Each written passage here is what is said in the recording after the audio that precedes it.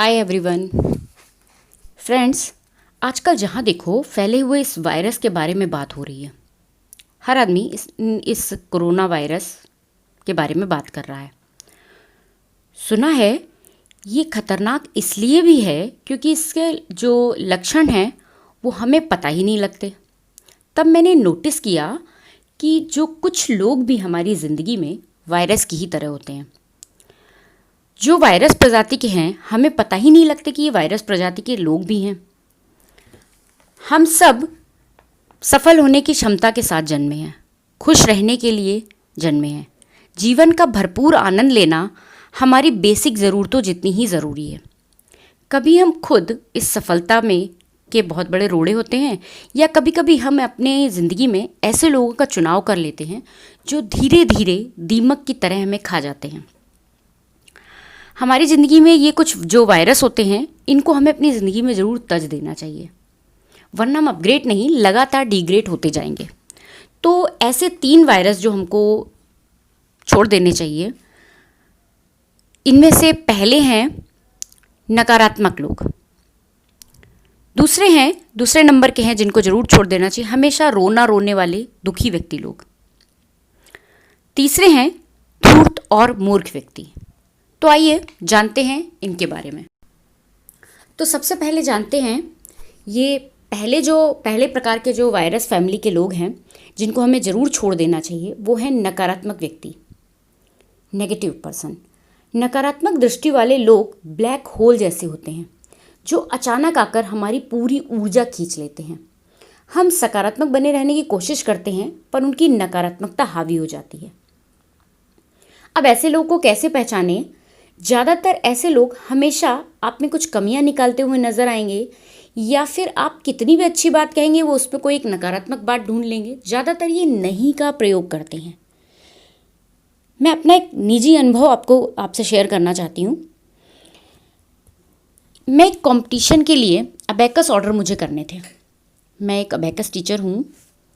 एक कंपनी से मुझे अबेकस ऑर्डर करने थे। उनको फ़ोन किया तो कंपनी के हेड ने फ़ोन उठाया। मैं बोली कि मुझे लगभग 300 अबेकस ऑर्डर करने हैं, तो आपकी वेबसाइट पर कहीं रेट मेंशन नहीं है। बहुत देर से सर्च कर रही हूँ, कहीं रेट लिस्ट और बहुत सारी डिटेल्स नहीं मिल रही है बेसिक। तो आप प्लीज़ रेट लिस्ट भेज दीजिए और डिटेल्स भी। वो बोले ओके मैम, अभी मैं एक मीटिंग में हूँ, इवनिंग तक आपके पास मेल या व्हाट्सएप आ जाएगा। मैं बोली ओके। एक पूरा दिन बीत गया, कुछ रिप्लाई नहीं आया। तो अगली बार मैंने 2 दिन के बाद फ़ोन किया और बोली सर 2 दिन पहले आपको फ़ोन किया था, आपको बोला था रेट लिस्ट भेजने को, मुझे 300 अबेकस का ऑर्डर देना है, आपने कोई डिटेल्स ही नहीं भेजी। उधर से फिर आवाज़ आई, मैम 2 दिन में आपको मिल जाएगा। ठीक है, 2 दिन फिर वेट किया। 2 दिन तक फिर कुछ रिप्लाई ना आने पर फिर मैंने फ़ोन किया तो फिर वो बोले 1-2 दिन में आ जाएगा।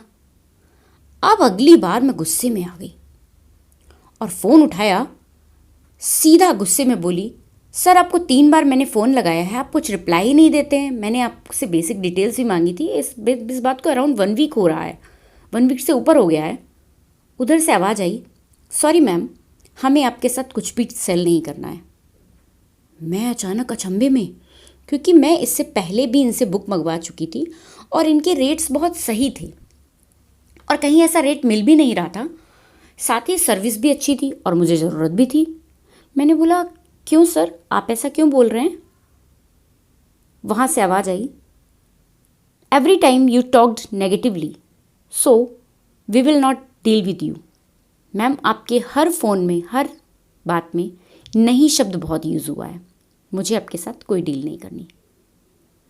इस घटना ने मुझे हिला के रख दिया।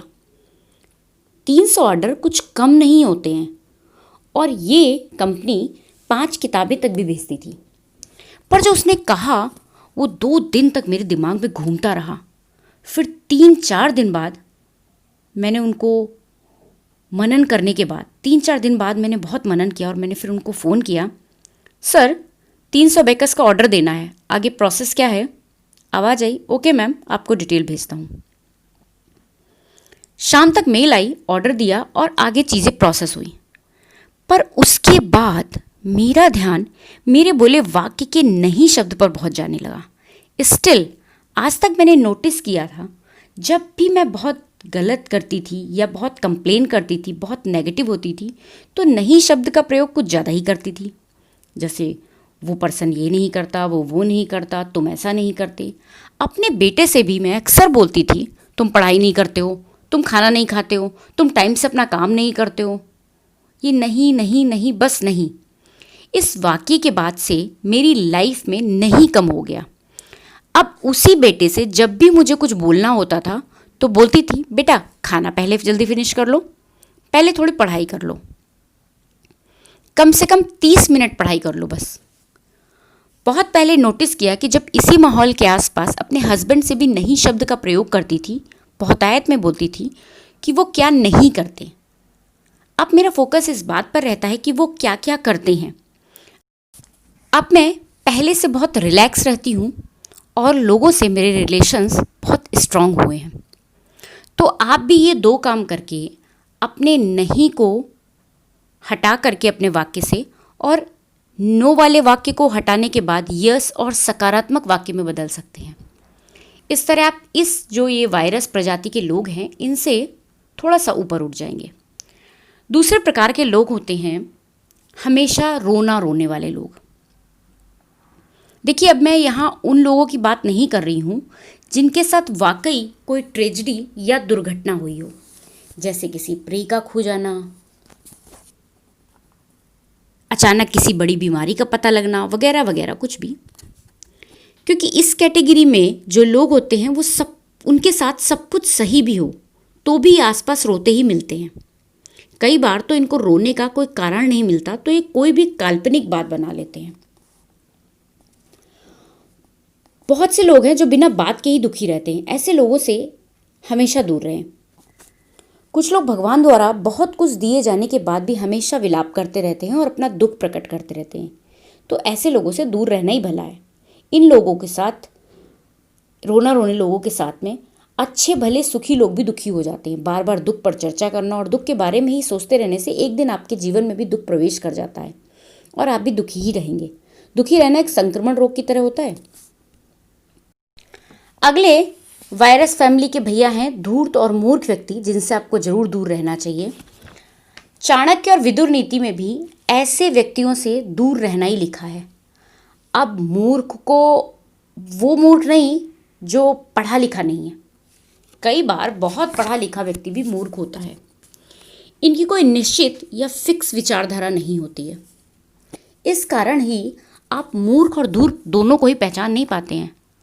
धूर्त यानी कपटी, जिससे आपको तौबा ही कर लेनी चाहिए, क्योंकि ये सिर्फ और सिर्फ अपना मतलब निकालते नजर आते हैं।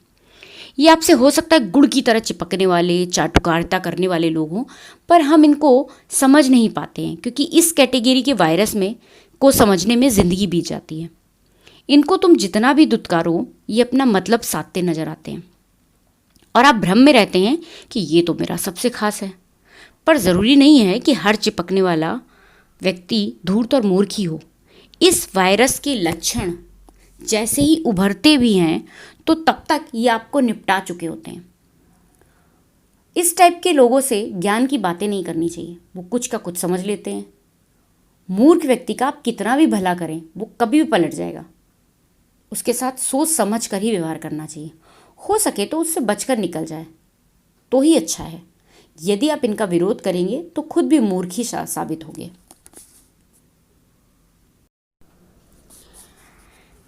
जैसे ही आपको ये 3 टाइप के वायरस रूपी लोग दिखें, जितनी जल्दी हो सके इनसे कल्टी कर लीजिए। अब देखिए कैसे होना है कल्टी, ये आप समझिए। भैया मेरी ज़िंदगी में मैं खुश रहती हूँ क्योंकि मुझे परवाह नहीं ये वायरस प्रजाति के लोग जो होते हैं वो मेरे कितने भी खास रिश्तेदार क्यों ना हो, मैं इनको छोड़ देती हूँ। अब मेरे कुछ वीडियोस देखने के बाद मेरे पास प्रश्न आने लगे कि रंजना जी, मेरी सास ऐसी हैं, मेरे पति ऐसे हैं, अब उनको कैसे छोड़ दूँ। तो इसका ठीक आंसर तो मैं अभी यहाँ नहीं दूंगी क्योंकि आपको भी बुरा लग सकता है क्या करना है, और वो अगर सुनेंगे तो मुझे गालियाँ ज़रूर पड़ने वाली हैं। पर हाँ, कुछ खास को छोड़ना अगर संभव नहीं है तो कम से कम उनको विचारों के स्तर पर तो ज़रूर तज दें। आप इतने व्यस्त रह सकते हैं कि इनसे पाला कम पड़े, पर ये याद रखिए, ये 3 प्रकार के लोग वायरस से भी ज़्यादा खतरनाक होते हैं। माने या ना माने आप, लंबे समय तक इनके साथ का प्रभाव आपकी सारी की सारी इम्यूनिटी को तबाह करने के लिए पर्याप्त है। तो फिलहाल मिलते हैं अपने नेक्स्ट वीडियो में। तब तक आप अपना ध्यान इस वायरस फैमिली को, वायरस प्रजाति के इस 3 टाइप के लोगों को पहचानने निपटाने में लगाइए। हो सकता है आप खुद ही एक वायरस बन चुके हों। तब तक तो ये समझिए कि आप किस कैटेगरी के वायरस हैं और मनन करके अपनी इम्यूनिटी बढ़ाकर बचिए और आसपास को भी बचाइए, वरना कहीं आपसे लोग सोशल डिस्टेंसिंग ना कर लें। और अगर आपको वीडियो अच्छा लगा हो तो प्लीज़ लाइक कीजिए, सब्सक्राइब कीजिए, कमेंट करिए और मिलते हैं अपने नेक्स्ट वीडियो में। मैं हूँ Ranjana Awasthi. Thanks for watching.